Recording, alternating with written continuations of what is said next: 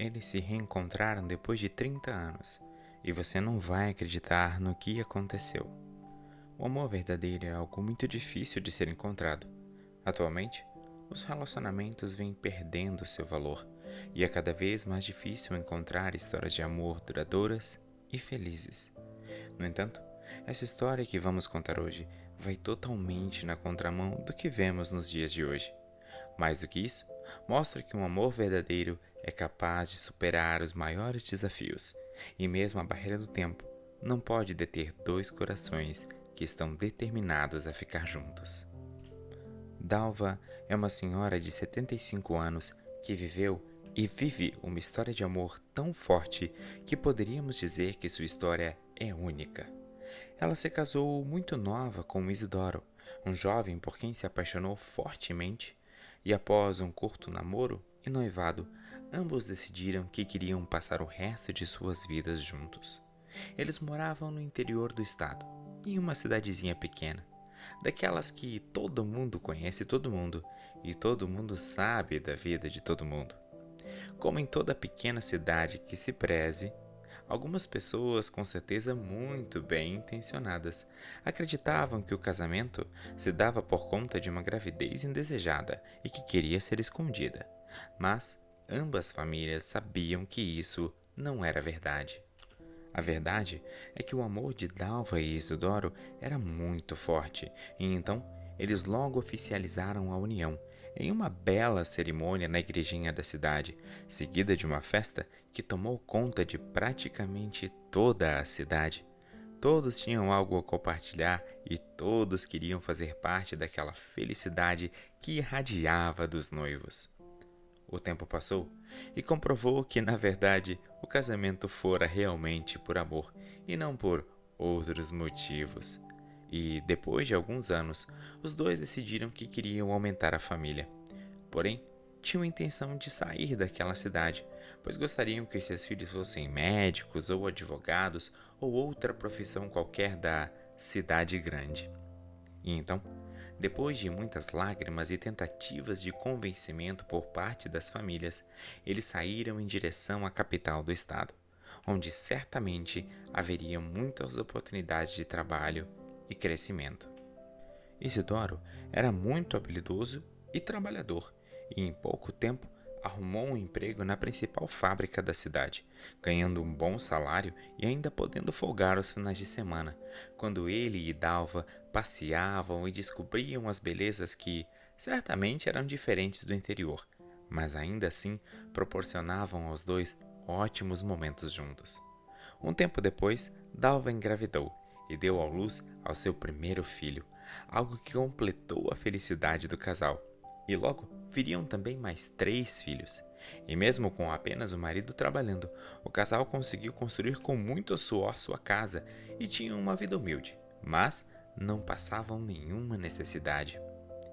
Com o tempo, trouxeram seus pais para morarem na capital e juntos conseguiram abrir um armazém, algo que deu muito certo, e com o trabalho de todos, inclusive dos filhos mais velhos do casal, também trouxe prosperidade para aquela família. Um dia, porém, depois do filho mais novo nascer, uma tragédia se abateu na vida da família. A fábrica de Isidoro estava passando por algumas mudanças, e alguns funcionários descontentes e revoltados resolveram convocar uma greve. Isidoro, que era muito feliz em seu emprego, não queria fazer parte e foi trabalhar normalmente. Alguns trabalhadores viram ele entrando na fábrica e pensaram que ele fosse um dos diretores da fábrica tentando entrar disfarçado, e então tentaram impedir ele de entrar. Ele, ao ver aqueles homens vindo em sua direção, se assustou e saiu correndo. Porém, foi rapidamente alcançado e atacado ferozmente por eles.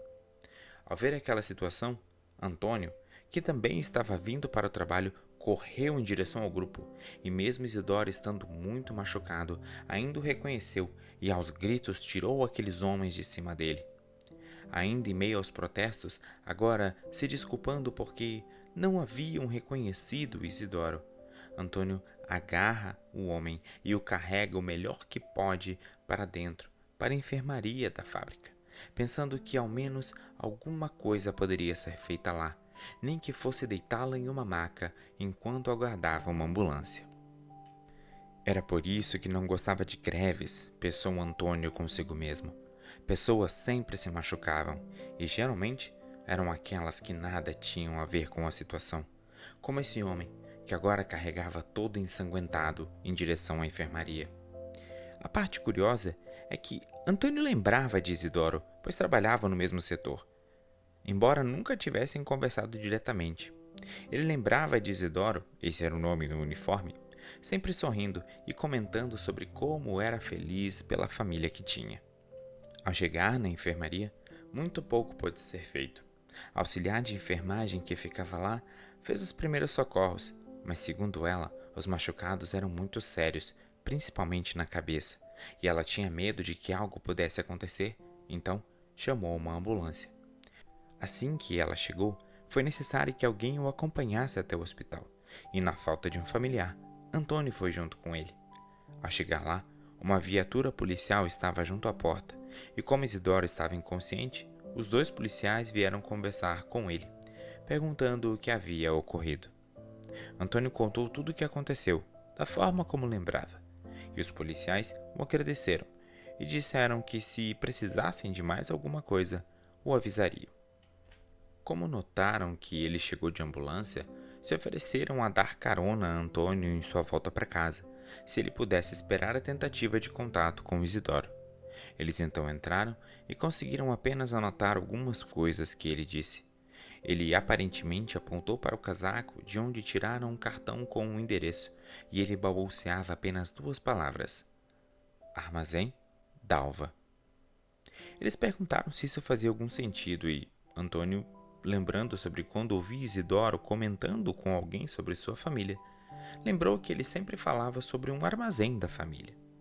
O endereço não era tão longe do hospital, e como os policiais ainda tinham esperança de conseguir algo mais com Isidoro, Antônio se ofereceu para ir até o endereço e avisar a família.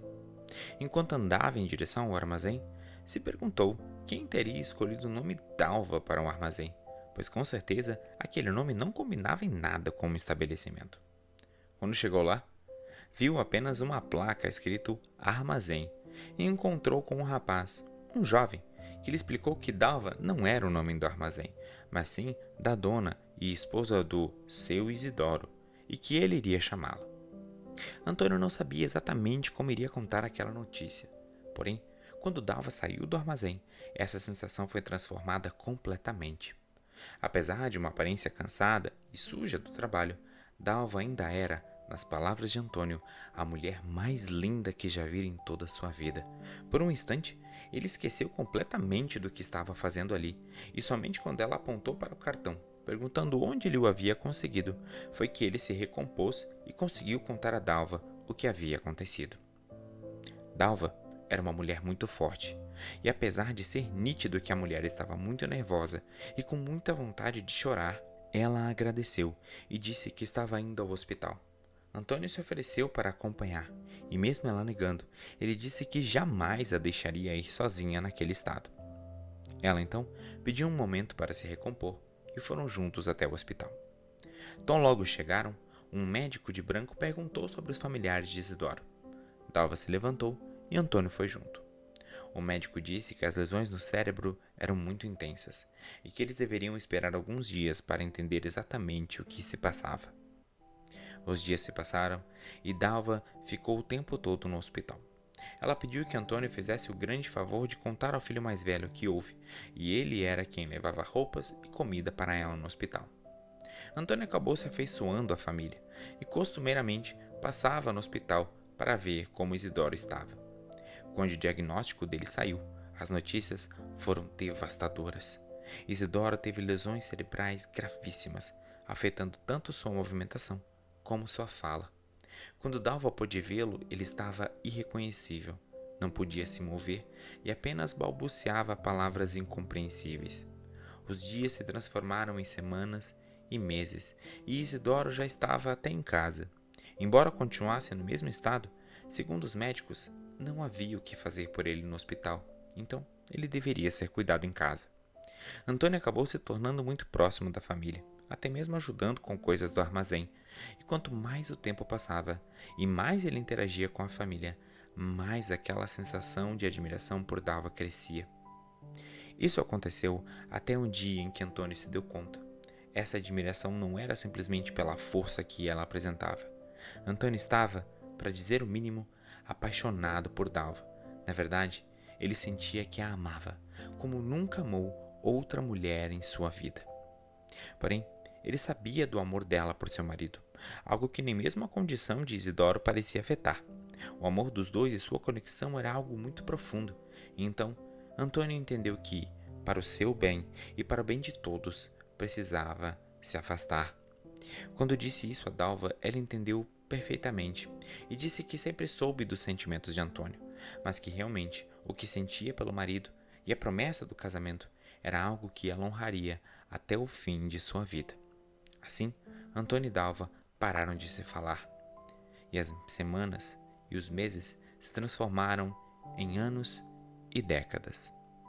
30 anos, mais precisamente, nos quais Dalva cuidou de seu esposo Isidoro até o dia em que ele descansou para sempre.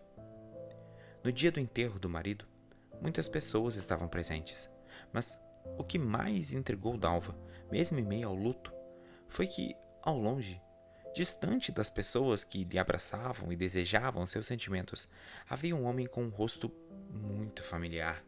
Embora ela não soubesse dizer de onde, mas ele não se aproximou, e de repente, quando olhou de novo, ele não estava mais lá. O dia passou e ela ficou se perguntando quem poderia ser aquele homem, e se realmente existia um homem, e por que isso a estava incomodando tanto. 3 meses se passaram dessa data, e um dia a campainha de Dalva toca. Quando ela abre a porta, algo que parecia uma corrente elétrica passou por todo o seu corpo, e seu coração deu um salto enorme no peito. Um homem, também já de idade avançada, estava em sua porta. Mais do que isso, esse era o mesmo homem do velório de Isidoro. Então, de fato, existia alguém lá. Dalva não tinha ideia do porquê, mas sentia seu coração batendo forte. E quando o homem se apresentou, ou melhor, se reapresentou, Dalva entendeu por que estava daquele jeito. Aquele homem era Antônio, o homem que 30 anos atrás disse que precisava se afastar devido aos sentimentos que nutria por ela. Antônio pediu se eles podiam conversar e ela o convidou a entrar. Ele contou que por todo esse tempo nunca se casou, pois sabia que nunca sentiria o que sentia por Dalva por mais ninguém. Mas não queria causar nenhum problema a ela também, por isso sempre a acompanhou de longe. No dia do velório, não era para ela ter visto ele, porém, ele não pôde deixar de se despedir de Isidoro, mesmo que eles não fossem tão próximos. Afinal de contas, o que aconteceu com eles foi algo marcante para toda a vida. Antônio, então, passou a frequentar a casa de Dalva, e toda a família ficou sabendo da história deles, e todos nutriam um grande carinho e respeito por ele, até mesmo pelo gesto de hombridade de não tentar causar problemas para o casal que se amou, como prometeram, até o final da vida. Algum tempo depois, Antônio pediu Dalva em casamento, algo que ela demorou para aceitar, pois tinha medo da reação da família, que ela descobriu que na verdade seria a melhor possível, pois todos gostavam muito de Antônio também.